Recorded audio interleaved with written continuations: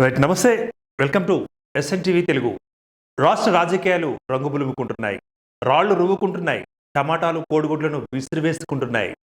ఇదంతా ప్రజాప్రతినిధులుగా గెలిచిన ఇద్దరు ఎమ్మెల్యేలు చేస్తున్న ఆగడం రచ్చ. రచ్చతో పాటుగా రంబోలో కూడా. మా పార్టీ నుంచి ఆ పార్టీలోకి వెళ్ళినప్పుడు ఆ పార్టీలో ఎందుకు వెళ్ళావు అంటూ వీళ్ళు ఆల్రెడీ కోర్టు కేసు వేయడం జరిగింది. కోర్టులో అది ఉండనే ఉంది. ఆ తర్వాత మళ్ళీ వాళ్ళని రెచ్చగొట్టేలాగా ఎవరైతే పార్టీ ఫిరాయింపు చేశారో వాళ్ళని రెచ్చగొట్టేలాగా ప్రెస్ మీట్లు పెట్టడం, అందులో అభ్యంతరకరంగా ఉండే చీర, గాజులు ఇవి వేసుకుంటావా, కాదుగాని దద్దంలా మీరు ఏమి చెప్పవేంటి అంటూ రెచ్చగొట్టే వ్యాఖ్యలు. సో ఈ వ్యాఖ్యలన్నీ పాడి కౌశిక్ రెడ్డి గారు చేసినవి. దీనికి ప్రతిగా కాంగ్రెస్ పార్టీలో ఉన్న మహిళా మనులు కూడా రెచ్చిపోయారు, మహిళల పక్షాన్ని నిలిచారు. కానీ మిగతా పార్టీలో ఉన్న మహిళలు మాత్రం ఏమీ చెప్పలేదు, నోరు విప్పలేదు. రైట్.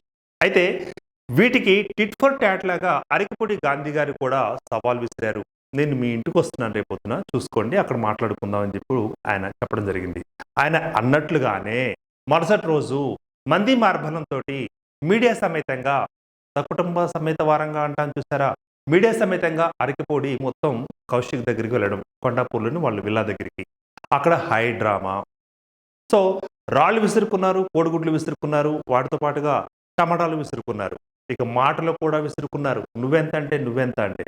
సో అభ్యంతరకరంగా చెప్పడానికి వీలులేని పదాలను కూడా, పరుష పదజాలాలను కూడా ఉపయోగించడం జరిగింది. అది వాళ్లకున్న వివేకం, అది వాళ్లకున్న సంస్కారం.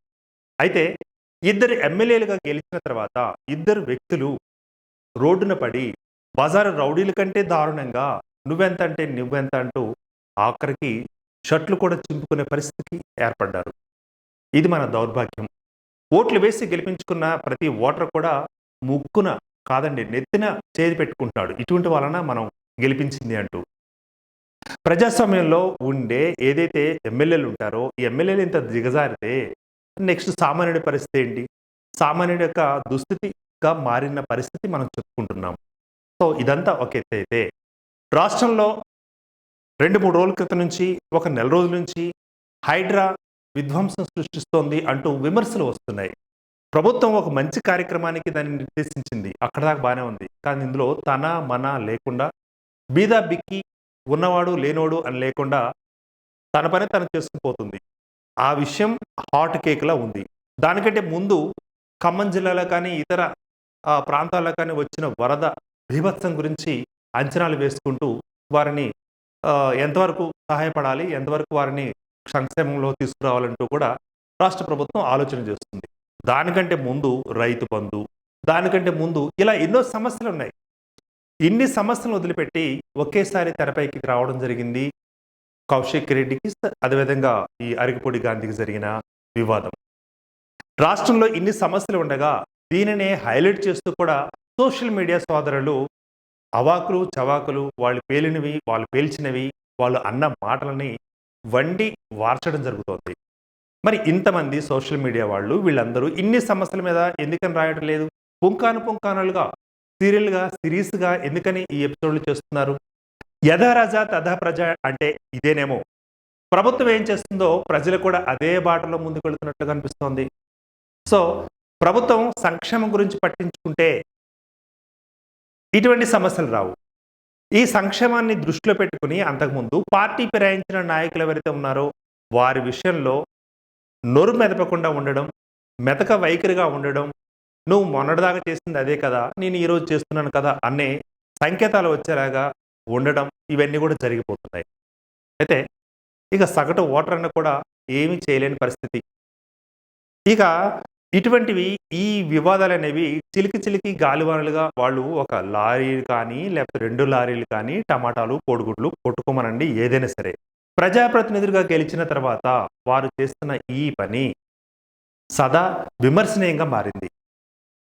విడి వ్యక్తులుగా ఉన్నప్పుడు వాళ్ళు కొట్టుకోమనండి, తిట్టుకోమనండి, కొరుక్కోమనండి, ఎవ్వరు పట్టించుకోరు. కానీ ప్రజాస్వామ్యంలో ఈ పని వాళ్ళు చేస్తున్నారు.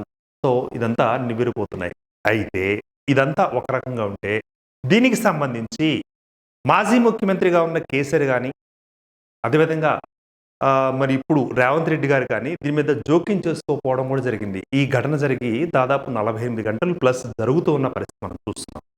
సో, ఏం జరిగింది అన్న దాని మీద ఆరా వేయడం, ఆరా తీయడం ఇటువంటి ఏం జరగట్లేదు. సో, నలుగురితో పాటు నారాయణ, కులంతో పాటు గోవింద, గోవింద అన్నట్లుగా ఒకవేళ విడిచిపెట్టేశారా? ఇలాంటి ప్రజాప్రతినిధులని ప్రజల్లోకి, ప్రజాస్వామ్యంలోకి విడిచిపెడితే మరి ప్రజాస్వామిక విలువలు ఎంతవరకు ముందుకు వెళ్తాయి? ఇది కూడా గమనించాలి. పాలకులు గమనించాలి. ఇక ప్రతిపక్షం వాళ్ళంటారా, మొన్నటిదాకా చేసిన పని అది, సేమ్ చేస్తున్న పని కూడా ఇదే. వాళ్ళ పార్టీలోంచి వీళ్ళకొచ్చేటప్పుడు వీళ్ళు గేట్లు ఎత్తారు, తీసుకున్నారు. వీళ్ళేమో ఆహ్వానించారు, వారినేమో స్వీకరించారు. మొత్తం అదే కొనసాగుతుంది. అందరూ కూడా ఒకే తానులో ముక్కలే. నిన్నటిదాకా మీరు చేసిందేంటి? ఇప్పుడు వీళ్ళు చేస్తుంది అదే కదా! సేమ్ కదా! మా ఇంటి నుంచి మీ ఇంటికి ఎంత దూరమో, మీ ఇంటి నుంచి మా ఇంటికి కూడా అంతే దూరం కదా!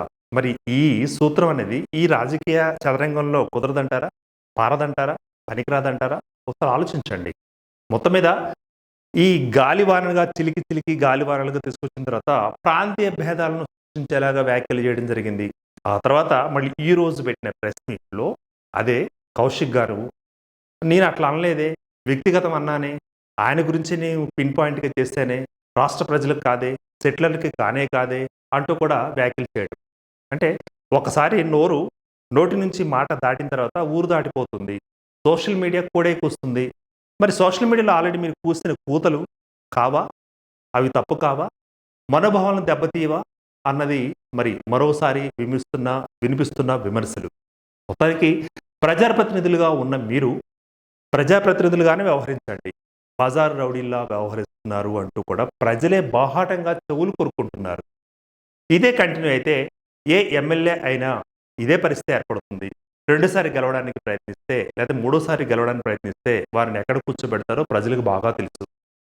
ఇక ఫైనల్‌గా చెప్పొచ్చేదేంటంటే, ఈ రాజకీయాలను ఇదే విధంగా ముందుకు తీసుకెళ్తుంటే, మరి రేపటి తరం రాజకీయ నాయకులు ఏం నేర్చుకోవాలి? సభ్య సమాజానికి, రాబోయే ప్రజాప్రతినిధుల లోకానికి మీరిచ్చే మెసేజ్ ఇదేనా?